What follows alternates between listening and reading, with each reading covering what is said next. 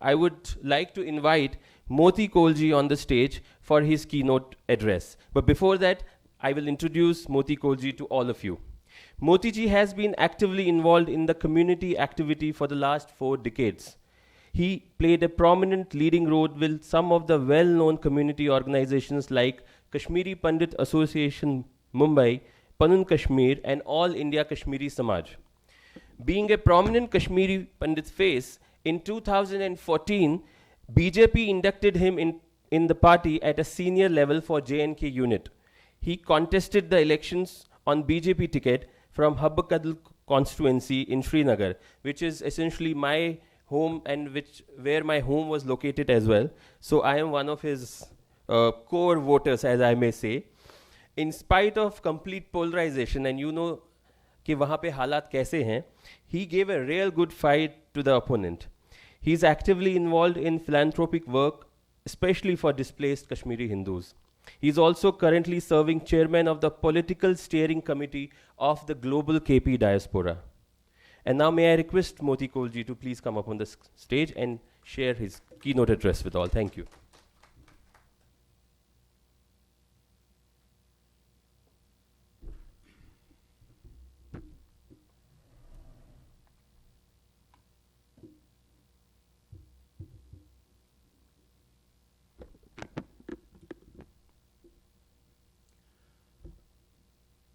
Good morning, ladies and gentlemen.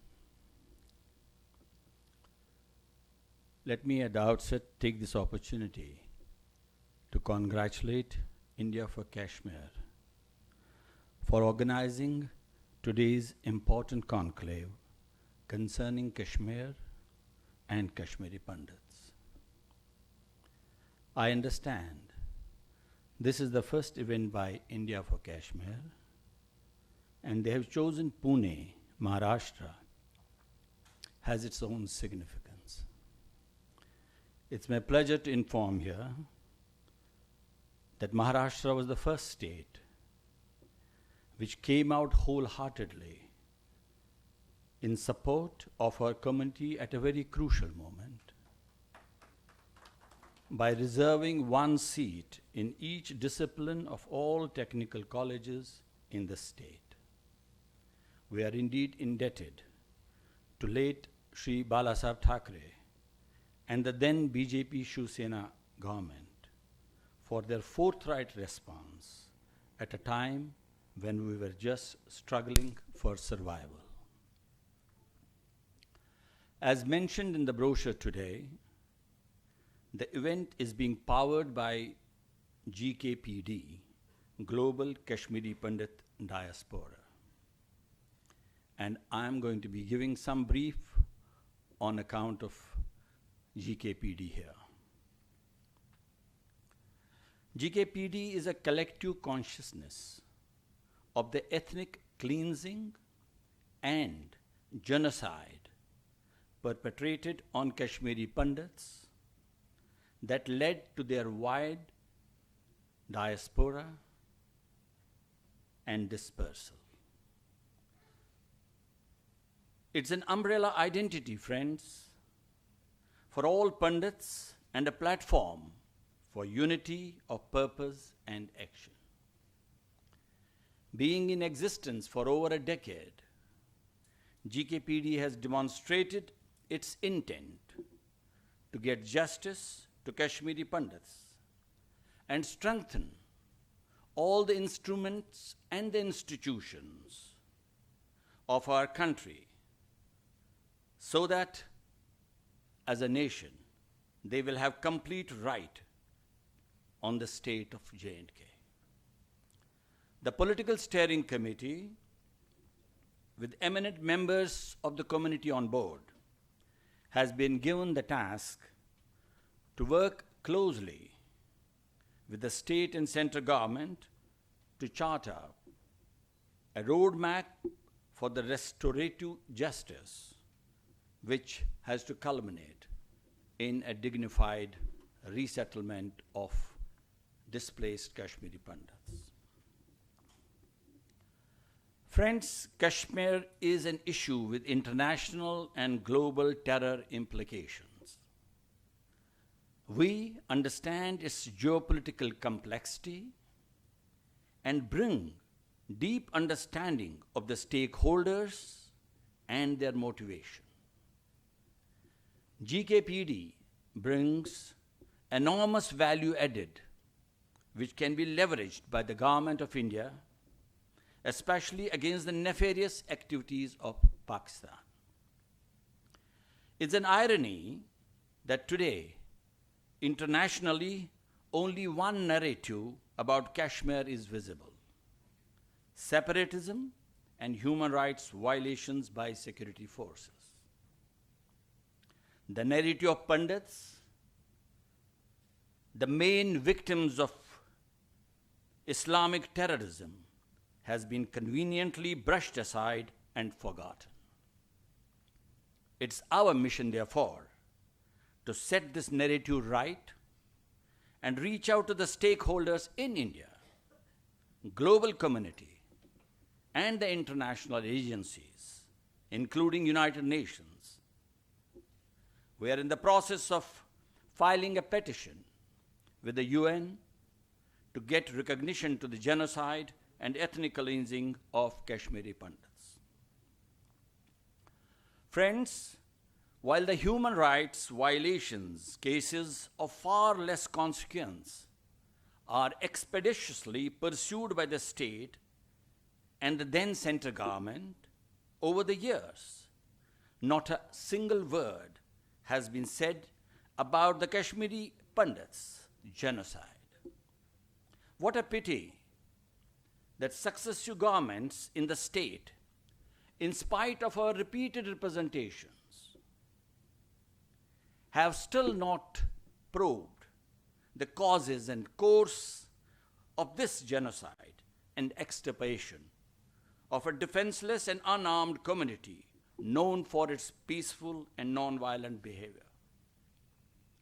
As we see it, friends, the only reason for declining setting of this inquiry is that many ugly truths will be uncovered and many actors in the periphery will be exposed to their utter dismay. Friends, 19th January 1990 was the most tragic day for the entire Kashmiri Hindu population, the aborigines with 5,000 years of history. On this fateful day, Kashmiri Pandits en masse ran for their life and left the valley, leaving behind their homes and hearths. This tragic day proceeded with almost 1 year of murder, loot, rape across the valley.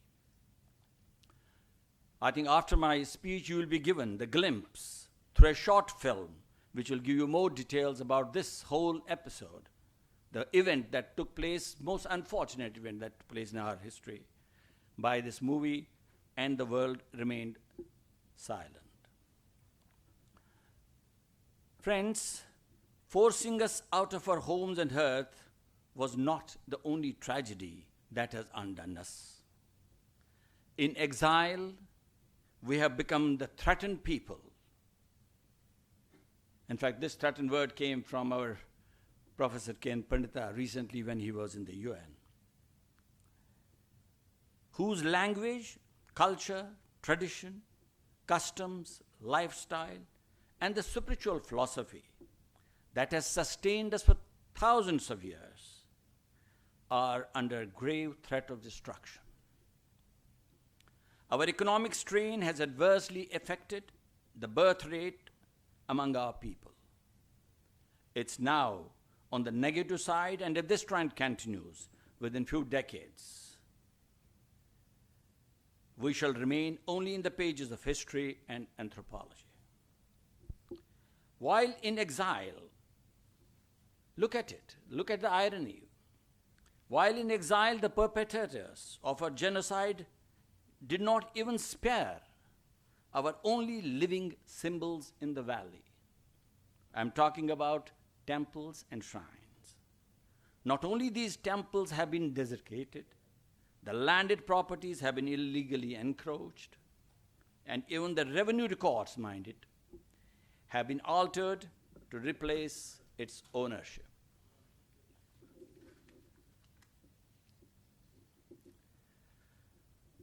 Well, we are certainly conscious of the fact that the terrorist separatists combine, backed by the rogue state of Pakistan and huge financial backing from Islamic countries, shall do everything possible to break our resolve and destroy our identity and permanently grab the land of our forefathers.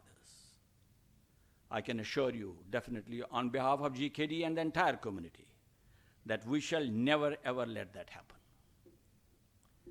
We are also aware of the long-term nefarious designs of these elements to virtually annihilate the last bastion of Indian civilization from Kashmir.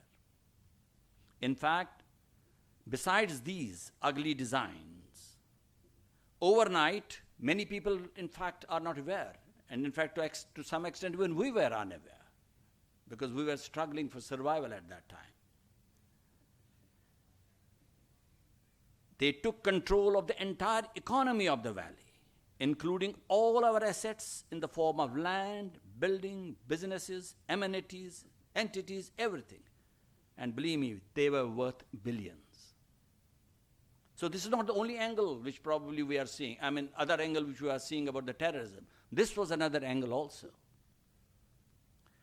Our dilemma, unfortunately, friends, today is that apart from this human angle, does Indian nation understand the ramifications of our permanent displacement?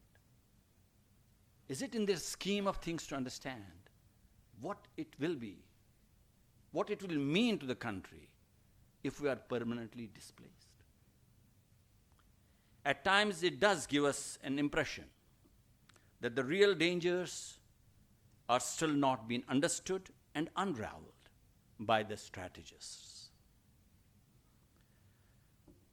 Well, friends, in spite of what has happened to this minuscule ethnic group, we have not lost the hope. We are also greatly pleased with the performance of the BJP under the leadership of Sri Narendra Modi.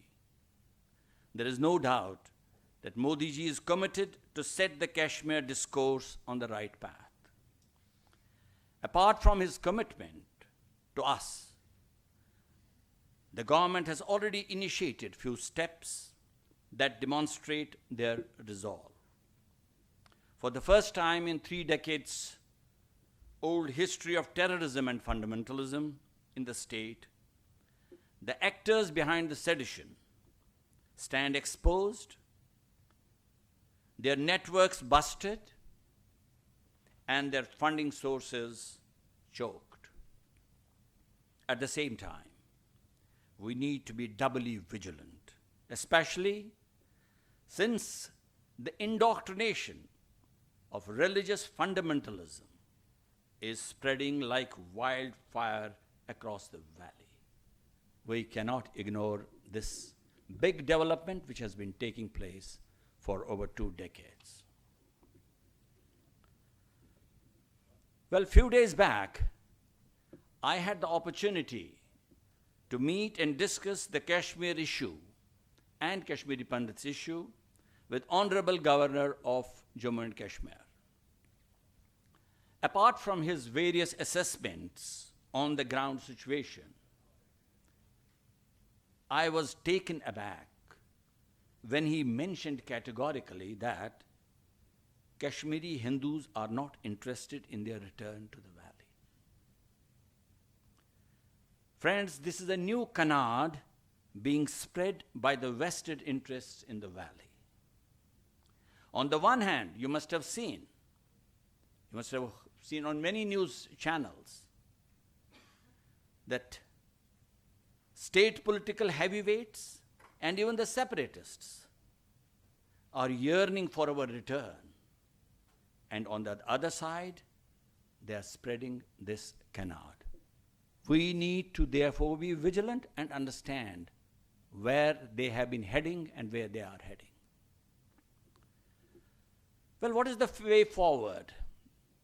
I'm sure there will be so many speakers during the day who will give us a lot of other details and also the way forward as they see it. But I'll do it in a very brief way.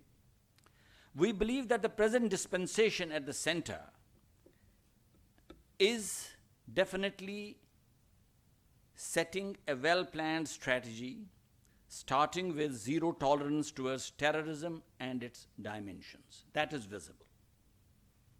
However, we believe that this alone, friends, this alone shall not give results that can sustain nation's grip on Kashmir. With the unparalleled mandate given to the BJP and the decisive leadership of Shri Narendra Modi, we the Kashmiri Pandits and the entire nation at large is looking at concrete steps that not only demolishes the terrorism but gives complete leverage to the nation in deciding every aspect of governing J&K state. There is therefore need to work on a multi-pronged strategy. There could be many elements into it, but I feel there are three elements as far as I can see it. Abolishing of Article 370 and 35A, delimitation of the state, and dignified, sustainable, and secured resettlement of Kashmiri Pandits. We are convinced that these are doable things. We are talking today of doable things. We are not talking today things which are probably going to be dreamy things. We are talking of doable things as long as we have the will to do so. While concluding, a few words about India for Kashmir. Rohit and his team has organized today's event, wonderful event, really applaud him. This event and its narrative deserves attention and support. I think there's a particular narrative in it which needs attention and support by all Indians. We are today at a threshold with fresh discourse that sets in motion the resolve of India and its people on their legitimate rights on Kashmir.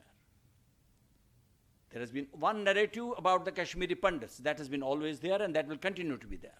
But the time has come. What is the India's narrative as far as Kashmir is concerned? It's no more an issue of only rehabilitating Kashmiri Pandits, which is fundamental, but our resolve as a country from now onward should be as an inalienable right on Kashmir. How do we exercise that? And there are hundreds of ways of exercising it. We don't have to be feeling shy in exercising those rights. I don't think I have to explain those things. There are a number of them which can be done. It's time we mobilize, therefore, the entire nation, which has started from today from Pune, about this narrative. I therefore applaud the organizers for this fresh narrative where the entire nation talks about their claim on all aspects of governing of Kashmir. I'm sure my distinguished other speakers will add on a lot of new ideas on the subject and also give us a way forward. Thank you very much. Jai Hind.